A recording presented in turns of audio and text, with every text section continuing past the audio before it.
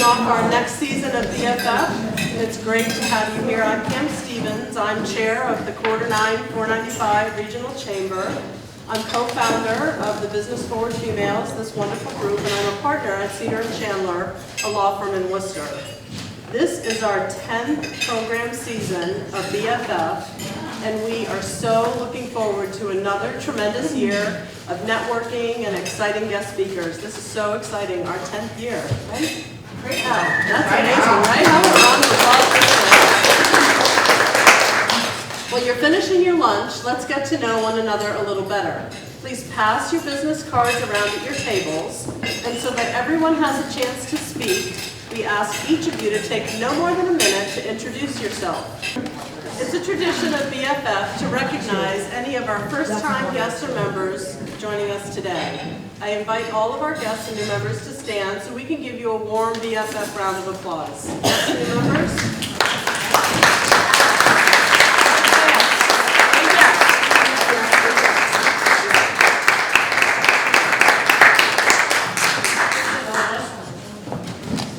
It's always great to see new faces and welcome new friends, so welcome. At this time, I'd like to recognize all our generous supporters and sponsors. When I announce your name, I ask that all representatives from the company please stand so we can recognize you and remain standing until all the names are read. And we'll hold our applause until the end. They are our presenting sponsor, Whittier Rehabilitation Hospital, supporting sponsors, Cedar Law, Webster 5, and our new sponsor, Human Power Solutions, our coffee sponsor, Leduc Art and Antiques, and special thanks to our BFF friends and supporters, Cyprian Keys Golf Club and Karen Henderson of Westboro Cable TV. Please join me in giving them all.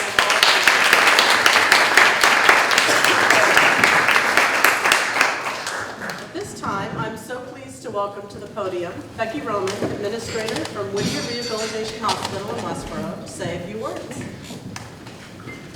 Well, thank you, Pam. It's good to be back, everybody. Hope everyone had a wonderful summer. I figured I'd mix things up a little bit today. I'm going to get the reason that I'm here to talk a little bit about Whittier, and then I'll go into everything. And I'm going to it's going to be audience participation. Pam and I just talked about this. We figured why not.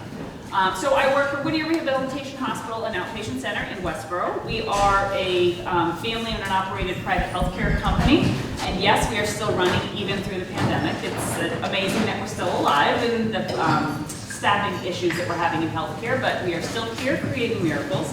We have our thriving outpatient department as well as our inpatient unit for long-term acute care patients, as well as the rehab focused patient.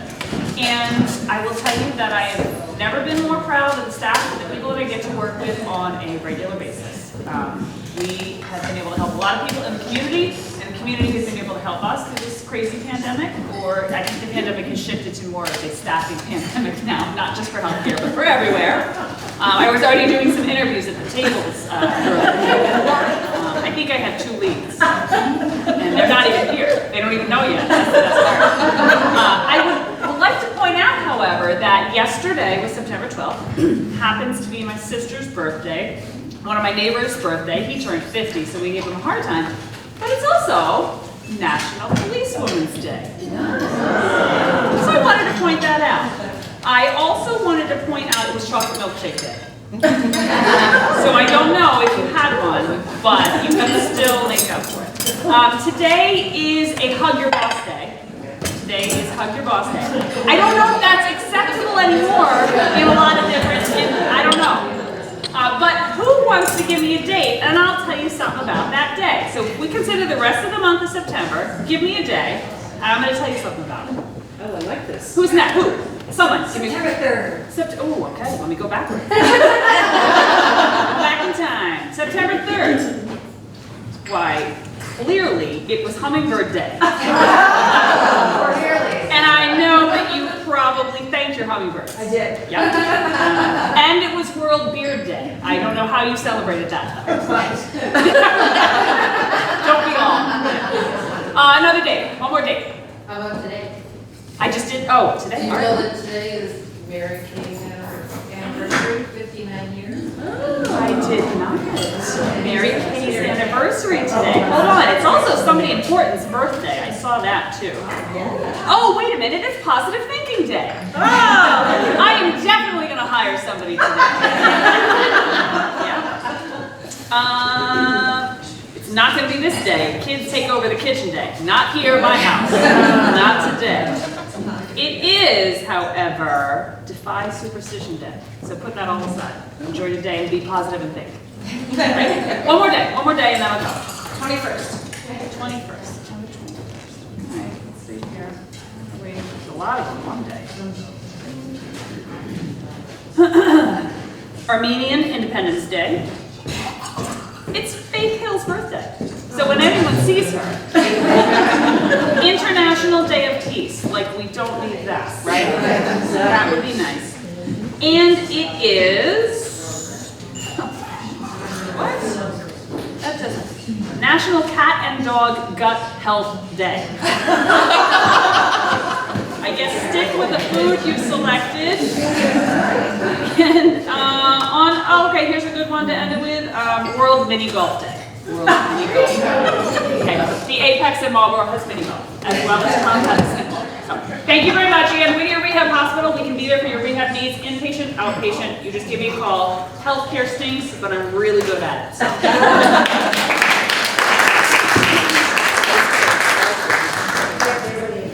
Thank you, as always, Becky. It's now my pleasure to introduce today's guest speaker. It is with great pleasure that we have joining us today the Town of Ashland's first female police chief, Cara Rossi. Congratulations to you, Chief Rossi, for shattering that glass ceiling. Prior to becoming chief, Cara was with the Natick Police Department for 28 years. She had served in different capacities from patrol officer, patrol sergeant, and as lieutenant and the commander of operations division for 11 years. She served as public information officer and social mediator coordinator and was in charge of training for the department and also community services. In her capacity as a lieutenant, she wore many hats, but her proudest work has been both with Natick 180 and the Opioid Task Force. She is also proud for creating the empowering, mentoring, and supporting women in law enforcement seminars, for which she received the Massachusetts Association of Women in Law Enforcement Mentoring Award in 2018. Prior to police work, Chief Rossi was a caseworker for the Mass Department of Youth Services, and before that, she worked for the KEY program, both in a residential treatment program and then doing outreach work in the community. Chief Rossi is a graduate of both UMass Lowell with a BS in Criminal Justice and Anna Maria College with an MA in Criminal Justice Management. And most recently, she completed a 10-week course with the FBI National Academy in Virginia. BFFs, please join me in welcoming to the podium Chief Cara Rossi.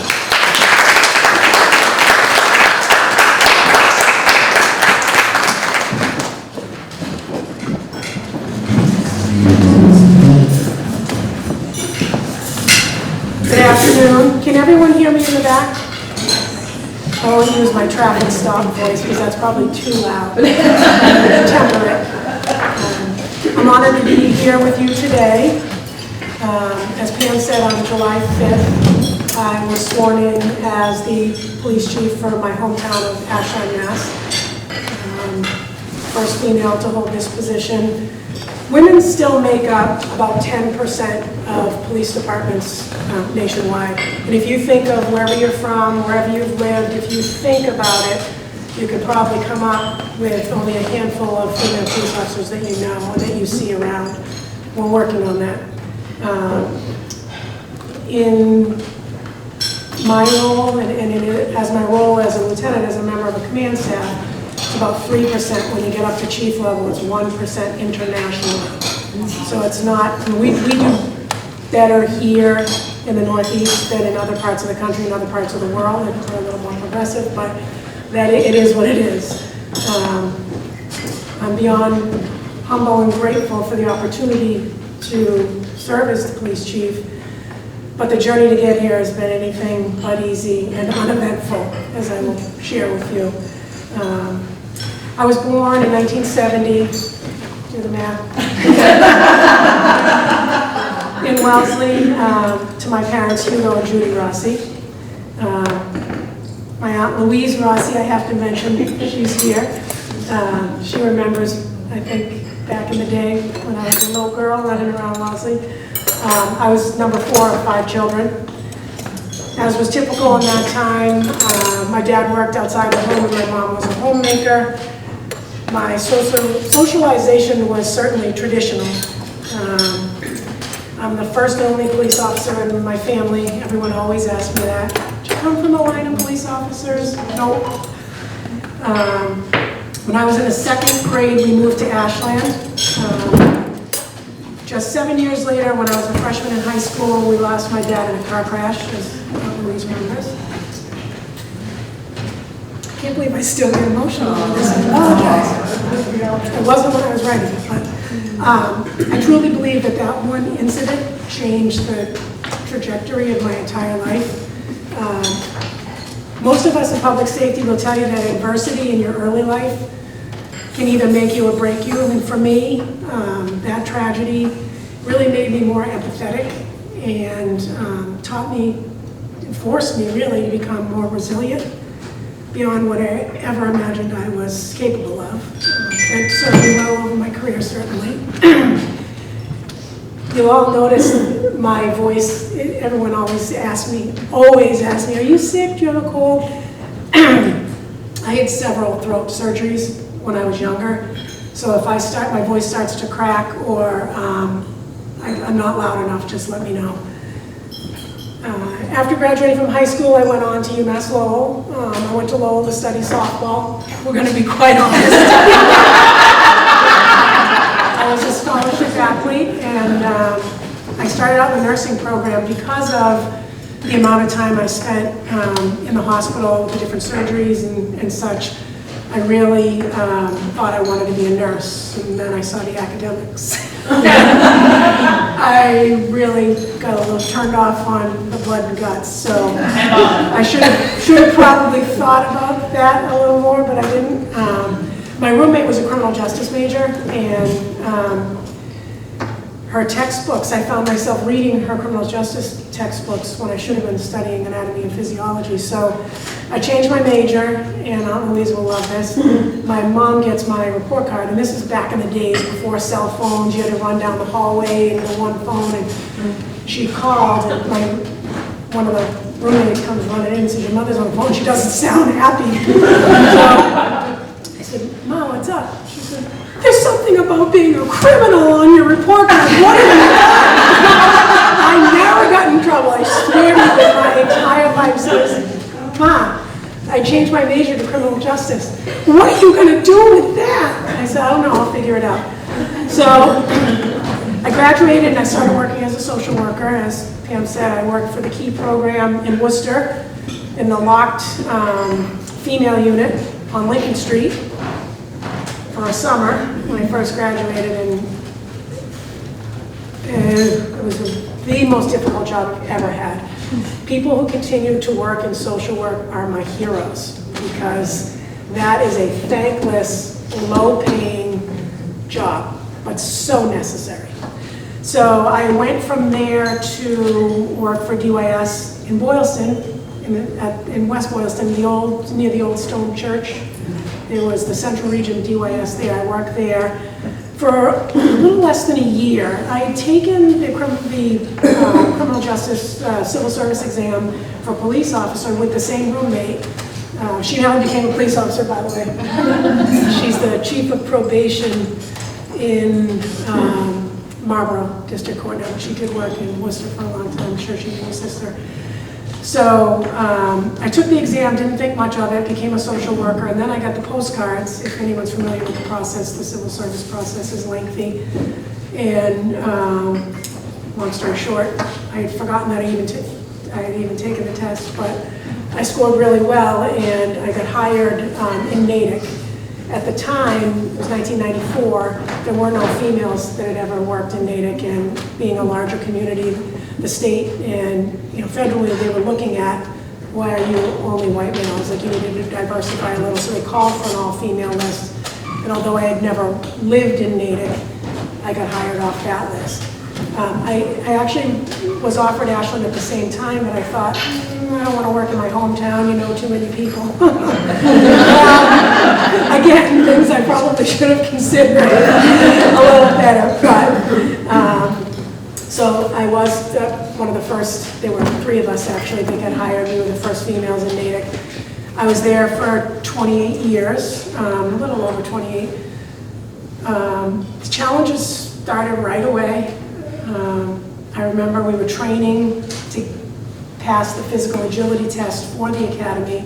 So there were 5 of us from Natick and 1 from Ashland. So the 6 of us, I invited him in, and we got together and we would train. And one of the male officers who ended up getting fired, surprisingly enough, came in, and we're all sitting around getting ready, and he was in his corrections uniform because he was coming from corrections, and he has his gear over his shoulder. He says, "I'm going to go get changed. Rossi, you want to give me a hand?" 22, immature. I mean, you just don't know enough to stand up for yourself. So it was like, all right, started then. Once I got to the academy, I had no issues academically. I just finished college, so I was in that study mode. Physically, I was, as I said, an athlete. I didn't have a problem with any of that. I actually excelled, but that didn't matter. I remember the first day, we're all lined up, and the troopers come, and they've got the campaign covers, and they gather around you, and of course you see me, and I look different when I was 23, but I'm standing there, and I was like, target immediately. So, Barbie, are you here looking for Ken? Rossi, are you sure you're not supposed to be in the kindergarten teacher academy? You look like you fit in a lot better there. It is what it is.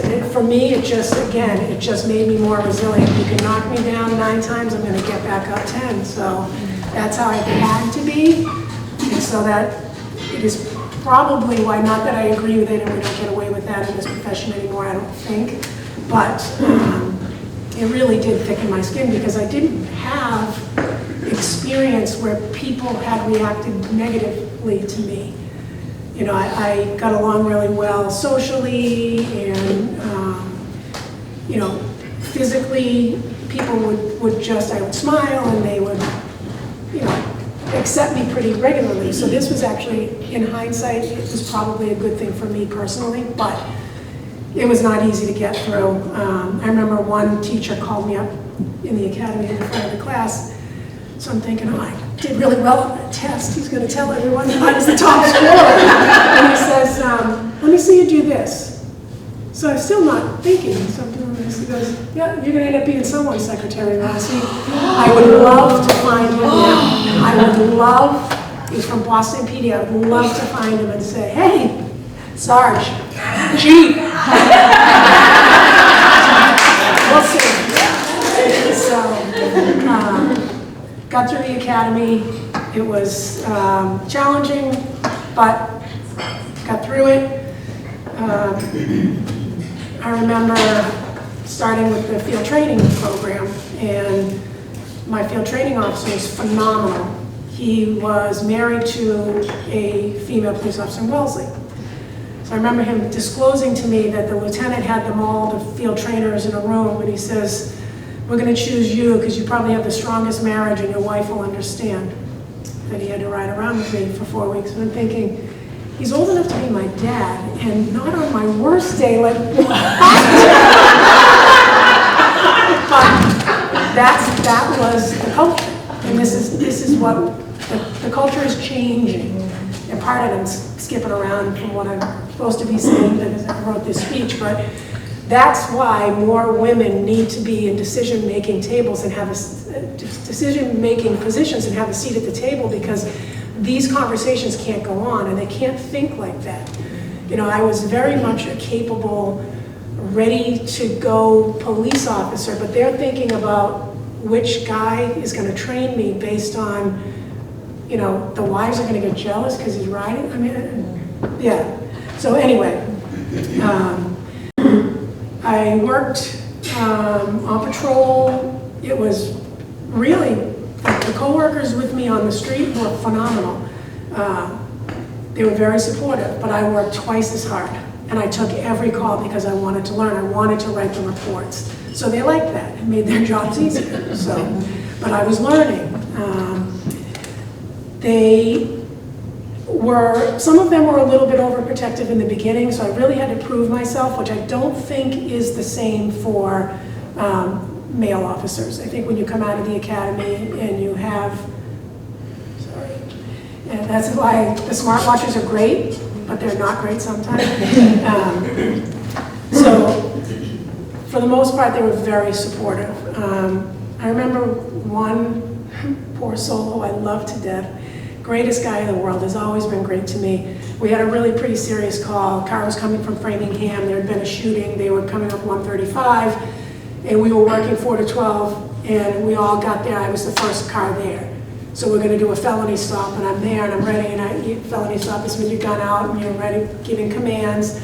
And he comes in, he was a big, huge guy. He grabbed me, pulled me out of the way, and started doing. So I waited till after. We all got together after. Everyone's like, yeah. I went up right in front of everyone and just said, if you ever do that to me. He didn't realize what he had done. It took me pointing out, and he was like, I'm so sorry. But he was thinking, get her behind me so I can protect her. Yeah. It was those little, I think someone said the microaggression word. I could write a whole book on that. But so as I said, I worked out in patrol. I didn't take any promotional exams or anything right away. I didn't want to be in any specialty positions. I really enjoyed the camaraderie and the excitement and the physicality of the job of being a street officer. There wasn't a reason really for me to want to be promoted. I liked what I was doing. And then, as anyone who has children and tries to have a career and children at the same time, you know that you really adjust your whole life and your career, and every move you make becomes about what's going to be better for them. So believe it or not, my motivation in the beginning was to be on the same schedule with my kids. So my daughter Erica is 23. She graduated from Manhattan College. She never moved home from New York. I was just telling my aunt she got a single apartment by herself in the Bronx. But she's doing well. She's working in theater. I made her get a degree in English. And she minored in theater and music just in case. But she's doing really well with it. And my younger one, Amy, I had 11 months later, 360 days apart, I gave birth. I don't recommend it if it was not on purpose, by the way. And it went over really well at work, let me tell you. I took a 6-month leave, which again was unheard of. A 6-month leave of absence. I mean, men don't take leave of absence. So I worked a bunch of overtime. I saved up all my comp time, and I went to the chief and I said, I want to take a 6-month leave. All right, we can budget for it. He was really supportive. Dennis Mannix, remember him from Woodland? He was a member. So he was like, yeah, no, you're good. So he called town hall, and they were like, no way. So he said, come on, kid, we got to go over there, and we got to tell the town manager why. I was like, chief, it's because I want to breastfeed.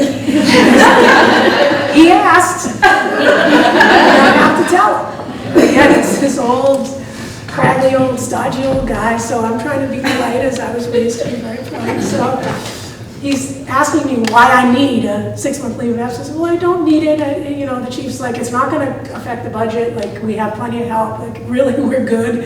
Didn't want me to have to. So then he kept hammering me. So finally I said, sir, if I'm going to be breastfeeding wearing a bulletproof vest when I get stuck on a call, my milk could let down. And if it drips down, and then he was like, okay,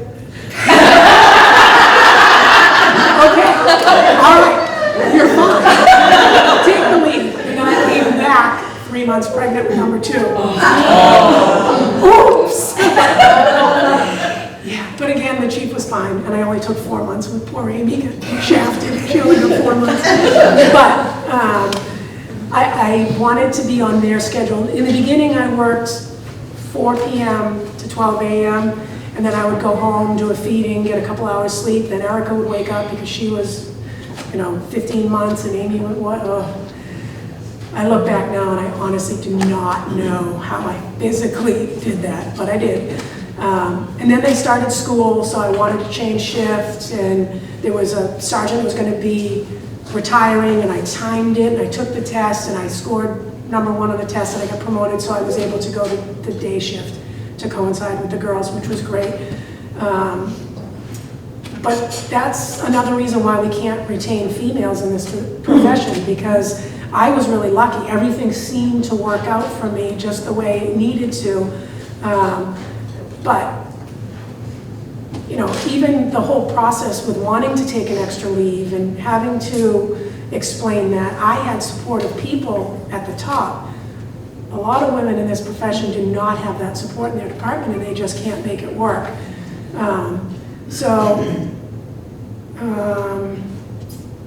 Once that hurdle, was jumped. So another funny story. When I was, and this is out of order again, but you'll appreciate this, I'm sure. The lieutenant who was operations when I was a patrol officer said, and I graduated high school with his daughter. He says, well, when you go on, we've never had a female pregnant here before. Yeah, because I'm one of the first females. A man can't get pregnant, so I understand that. Well, you're going to have to wear a uniform. I said, I'm sorry, they don't make maternity police uniforms. Just get really big man pants. I said, well, LT, I don't want to carry a firearm because, that whole duty to intervene thing, I can't. Where am I going to put it? Get a fanny pack? No, not going to work. So I had to explain that whole thing, and needless to say, that is no longer expected. But those were some of the challenges. So I was working, took the exam, was about to be promoted. One of my sergeant at the time, he calls me in one night, and this is, I firmly believe this would never happen to a male. He says, yeah, I'm in my bachelor's program. I have to do a paper on this SARA model. It's a community policing model that started out in California and came its way here. While I was teaching at Anna Maria College, after I received my master's degree there, they asked me to come back and teach on Saturdays. So it was great. I loved it. He knew I was teaching it, and this was part of what my curriculum was. It was a Sunday, and he shuts the door, and he says, you need to write your report. Hey, dispatch, don't get any calls for the rest of the night. I wrote his paper for his call. And again, you don't know to say, no, I don't want to, I'm not going to. You do your own, you just do, you don't know enough. So I think about it now and I wonder why I agreed to it.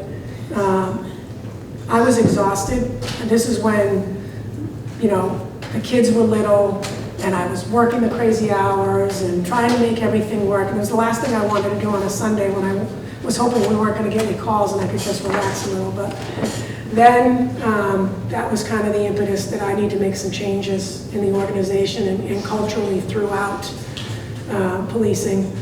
So I took the exam. I told you I did well. I made sergeant. I was doing that job.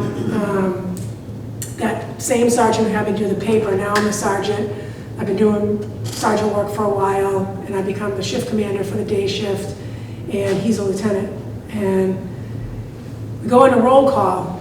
So all of my subordinates, I'm at the front of the podium like this, and there's a smart board, and I'm gonna run roll call. You go here, this is what's going on, passing along information. We were getting fitted for bulletproof vests because we have the vests through a grant federally, so the company's here, and they're fit for you individually, so you have to get fitted. So they're in the other room, and one of the officers says, hey Sarge, you attend, meaning one of the 10 o'clock appointments. The lieutenant in front of my subordinate says, nah, she's about an 8, but if she had any TITS, she'd be a 10. Again, I think back as the woman that I am now, would never, ever accept that. But the culture and the socialization, and I empowered my girls. They would never take this SHIT from anyone. But I just did, and I don't understand why I did, and why I didn't put it in writing, and I didn't. So the humiliation of that was indescribable, but I had to ignore it and keep running roll call. I was so conditioned at that point not to make waves, but I eventually started to make waves. Just strengthened my resolve to keep moving up and having more to say. So at that point, I was a sergeant for about 7 years. I topped the lieutenant's list. We had an assessment center, and I got promoted to lieutenant. So with every promotion up, I became less of the cool chick with the crew on the ground. It became, it's an us versus them when you became part of the command staff. I was the only female still ever to be promoted, and now there's one woman who came up behind me, and she got promoted to sergeant, so I was so excited to see that before I left. I was part of the committee that hired her.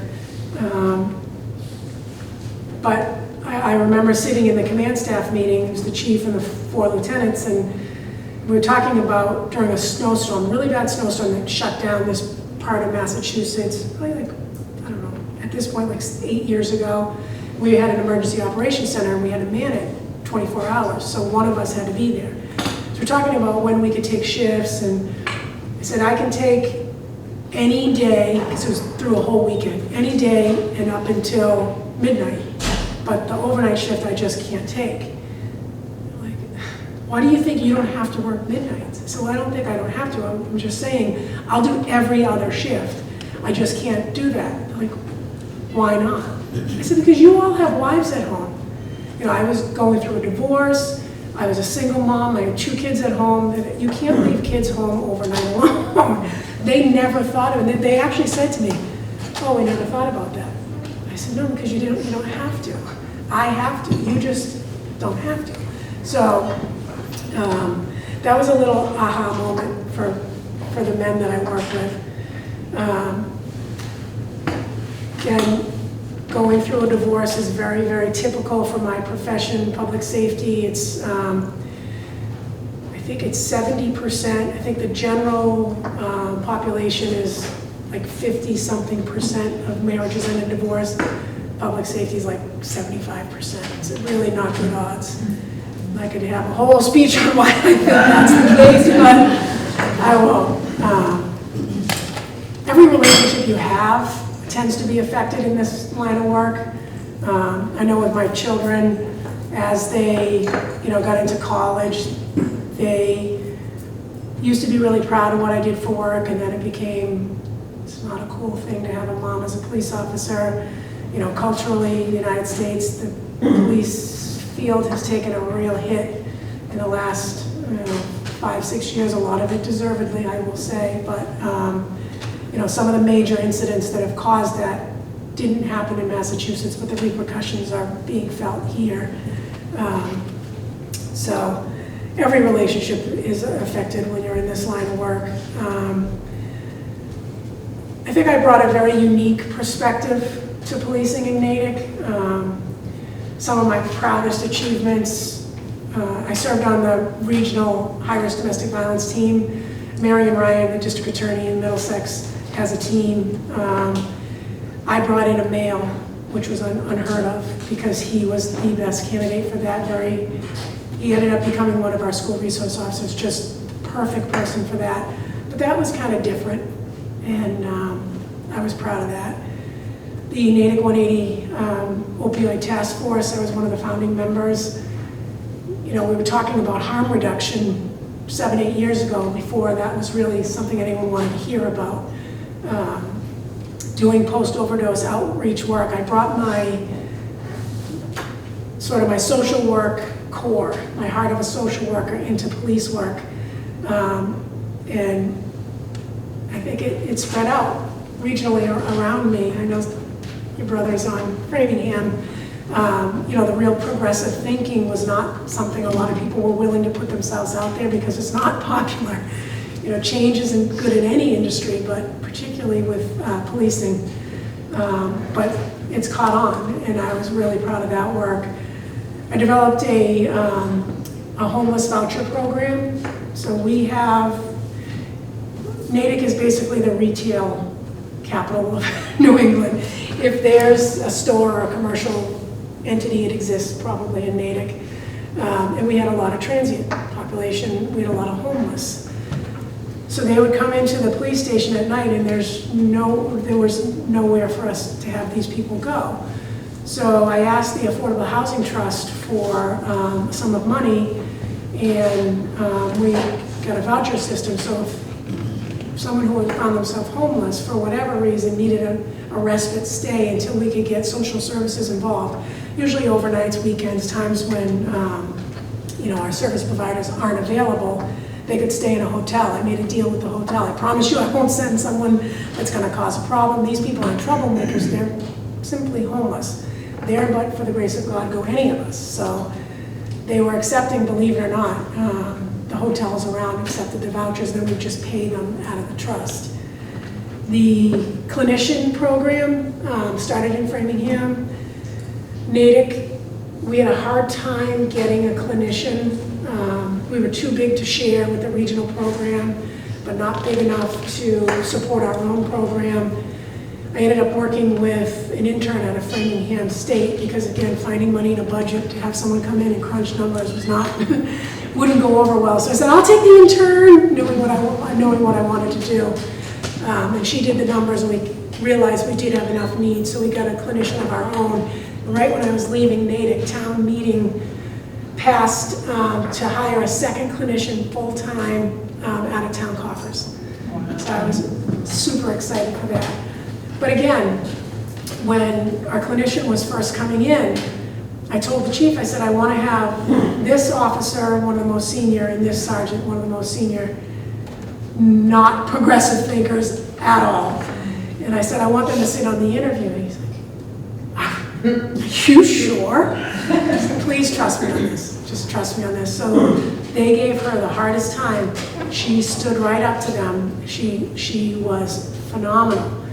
And we finished, and I said, they're going to go back to roll call, and they're going to sell this program, because the union started saying, well, we don't want to have to worry about protecting someone else. We want money for this, and it's like, it's making your job easier and it's helping our mission. But those two went back and sold this program, and she, to this day, I don't know. They say we don't know what we did without her. So I was really proud of that. So after 28 years in Natick, I'd never really thought of becoming a chief.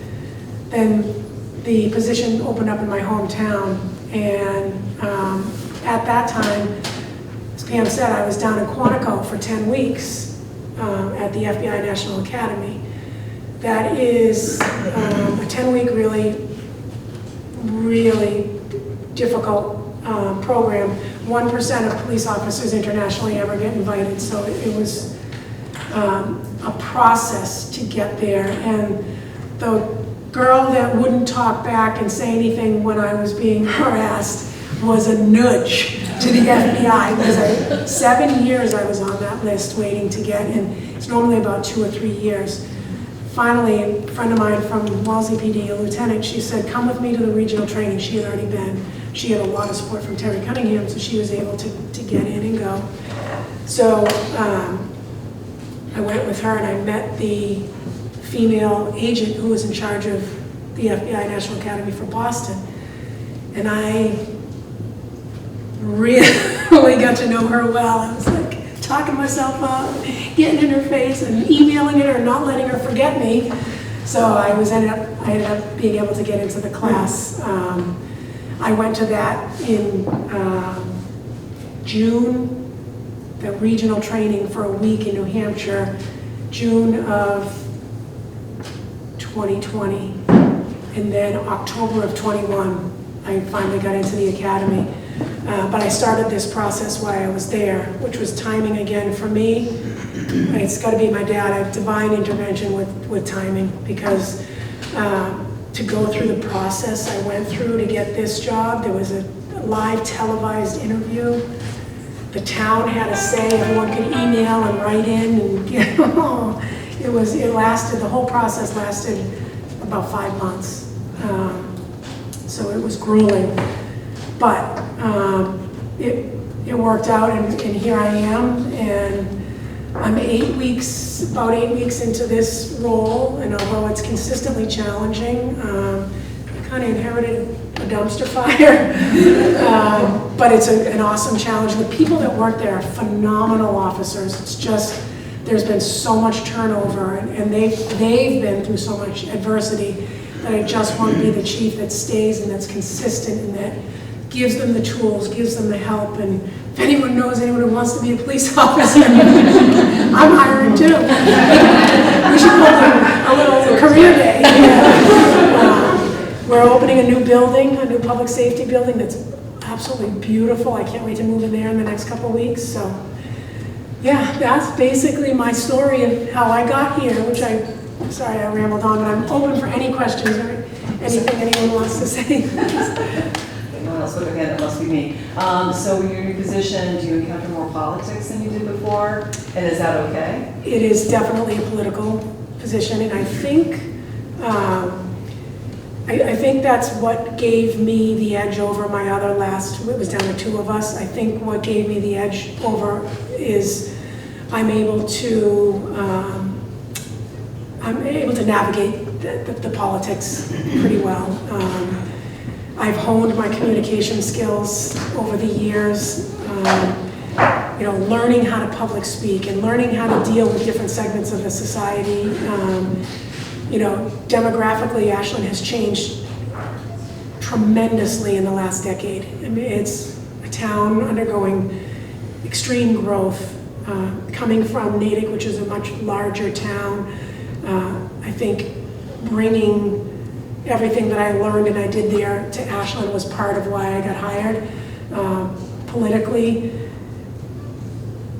I think I learned how to have the thick skin and to deal with the politics, because politics is not something I wanted to be involved with, but it's a necessity in this job, so definitely way more political than most people probably realize. It's one of the most high-profile positions in a town, is to be police chief. You seem to be, I mean, if they put me on, put my picture in the little town newspaper one more time, I swear to God. People must be so sick of seeing me. I keep saying, oh God, not again. But yeah, because it's a very high-profile political position. Right, girls now proud of you that you became chief. They are. My younger one, she's home, and she works full time now. She just graduated in May from UNH. She works full time. We're getting ready to leave at the same time this morning. And I said, bye, Buggy, I'll see you when I get home. She goes, good luck today, Mom. I know you're going to do really well. Now, for kids to think of that, shows her maturity and growth, but she would never come right out and say it, but that I know she was thinking about it. So my older one, she's super liberal, living in New York City. It's going to take a while before I think I know she's proud of me, but Yeah. she doesn't, she's not a real fan of the police. I think more excited, that's really what I should say. Yes. As a female in another male-dominated work in construction, I've been in it for 20 years. How long did it take for you to finally say that enough is enough and to actually start making changes? And what was that trigger for you? Because I'm curious. So it took me developing self-confidence. I think honestly, being a mother and parenting teaches you every negotiation skill. And you have to be in charge. Yeah. And you can't take crap from your kids, because if you take crap from your kids, you're going to be walked on. So you're saying there's teenagers? Because I feel like that's what happened to me. Mine became a teenager and all of a sudden I'm just done taking crap across the board. And I think it's just, I was so shy, and Louise can tell you I was so shy as a kid. I wouldn't order food in a restaurant by myself because of my voice. I was so super sensitive about my voice. Until like college, I still be like my friends, would you tell me I want this? Because I didn't want anyone to hear my voice. So I think I finally got to the point where I didn't shit anymore. Like me, don't like me, I really don't care. So I'm gonna say what I want. And I saw, you know, the young girls coming up, and I'm like, there's no way I'm gonna let this happen to them. No, I'm gonna be the person that says, we are not accepting this. And I think watching the young girls that are coming up and feeling, and I'm sure you felt the same way. Motherly instinct almost, yeah. Yes, I felt like I owe it to them to make sure that they're not gonna have to go through the same thing. Yeah. And I think I finally just got to the point where I was like, no, buck stops here. And as I've said, there's a lot of work to do, but I think the culture is changing. When I left Natick, we were up to 6 females, which was more than, Wow. you know, it fits right in as a department of 60, it's that 10%. So in Ashland, there's 3 of us, including me. There's still a trailer out back because there's no female facilities at our current station. So the chief has to go outside to go to the But the new station has all the facilities for the next 50 to 100 years. But it's a work in progress. Do you feel like it's mostly the physical aspect that they question you on?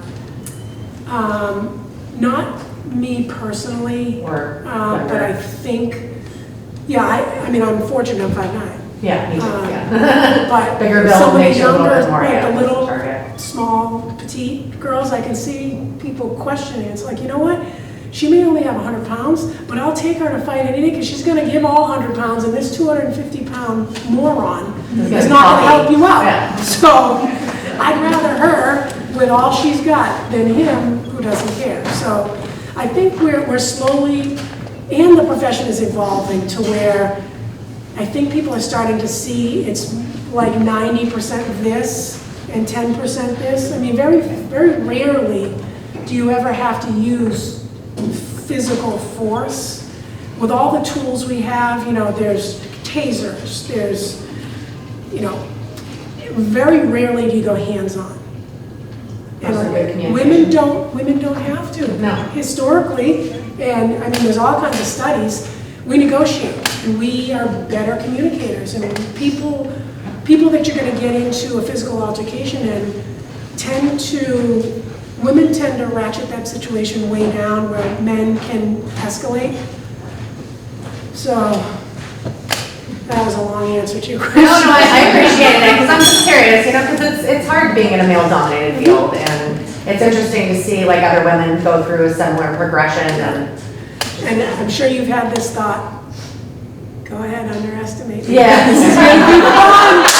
Bring it on. The first time I ever got treated misogynistically, I'd been in the job for probably 6 months, and we were pulling out a bunch of drywall in a garage that had been completely soaked.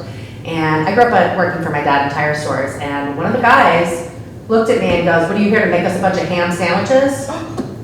And that was my first introduction to physical labor with men. It was great. Yeah, but it is motivating, I have to say. Yes, It's yes, because you motivating. prove yourself. Yes. Anybody else? So you talked about like the early 90s and it being hard to, you know, speak out, but if you had done that, would it have made a difference at that point? It seems like that was a time when you didn't have, you know, what's going on today where, you know, there would be support in a lot of arenas and things like that. I don't think that it would have made a difference. I think it probably would have made my life miserable. And like now I feel the obligation. I feel the obligation, and I started to, probably about 10 years ago, I started to feel like, you know what, if not me, who? And I don't, you can't hurt me. Like and there have been attempts to knock me down, and every single time I'm going to get up, and I'm going to get up stronger. So I think, and I remember having a girl in for an interview. She works for Natick Police now, and there was the HR director and the whole panel that was in there for hiring. And they said, why did you want to be a police officer? And she looked and pointed at me and said, because I would always see her growing up and I wanted to be just like her. And I was like, that's my obligation. My obligation is to these people, so they have a role model. Because I didn't have one, you know, and I didn't know enough. And now where I do stand up, you know, vocally stand up for myself, I think that's setting the tone going forward. But I think, you know, 1994, I started the Academy in January 1994. I don't think anyone would have cared. They wouldn't have listened no. You were aware you had to be at that point to keep going. And I think I took the crap so they don't have to. That's how I look at it. I learned from it and got to this point so that the women coming up behind me don't have to. At least that's how I sleep at night. It's made a difference across the board. All of us have, I think. I think so.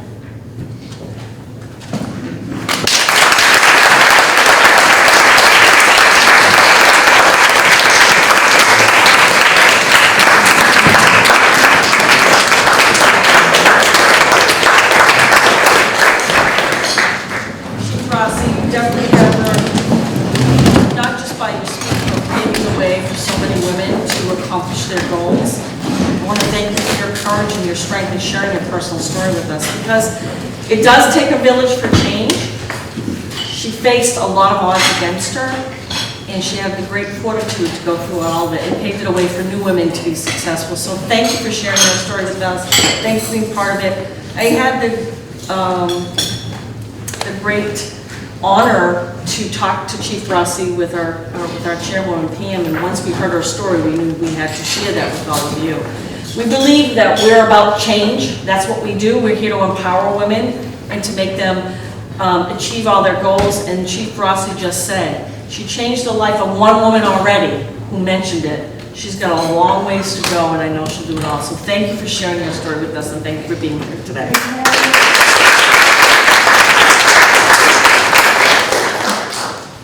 For those of you who don't know me, my name's Cara Chapman. I'm the president of the 49th 195 Regional Chamber. BFF is probably one of the proudest programs that we started in 2013. We had the great honor of being in the room with some amazing women, and you all have your own personal stories to share. Rebecca, what I love about venues like that we're openly being able to have those conversations. It's a safe place to do it, and I think that's a great thing. We can hear, and we're here to learn from each other. This is our 10th season of BFF, and it continues to grow and prosper because there's a need for us to be in the room and do business and support one another, and there's a need to tell the stories and have the inspiration that we have of a lot of women that are making change in our world. So that's what I love about this particular program, and thank you for being part of it. I have the great pleasure to introduce some new team members for 49th 195 Chamber today. I'm proud to call them on my team. I also have the luxury of having an all-female team. And so I'd like to introduce Erin Daley. Erin, why don't you stand up? Erin joined us in June. Erin is the Chamber's Membership Engagement Specialist, and she's also a former member. We got to know each other that way. Erin has been canvassing our towns to recruit new members and making personal stops to visit members. She would love and welcome the opportunity to get to know all of you. I'm proud to have her on our team. And also, I'm proud to introduce a new chamber person who's been on the job for 2 whole days. Her name, all right. Her name is Carlene Covino.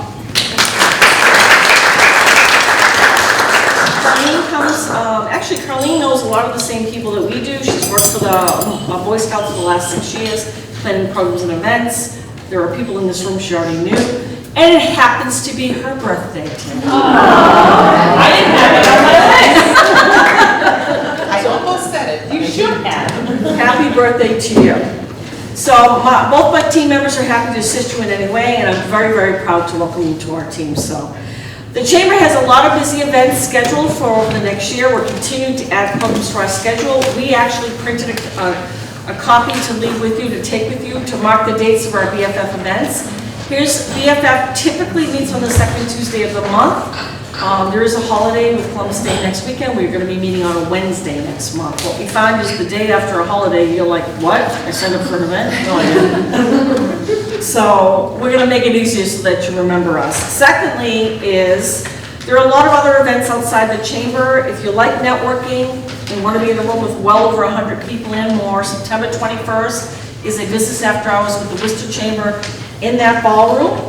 That ballroom will be packed, and you certainly should come with your business cards and sign up on the chamber website. And then, we started a new tradition 3 years ago. We started the Business for Females Ladies Golf Outing and Clinic. Listen, golfers are not all men, right? And what we decided is we can do business on the golf course, we can learn how to play, and we actually enjoy to play.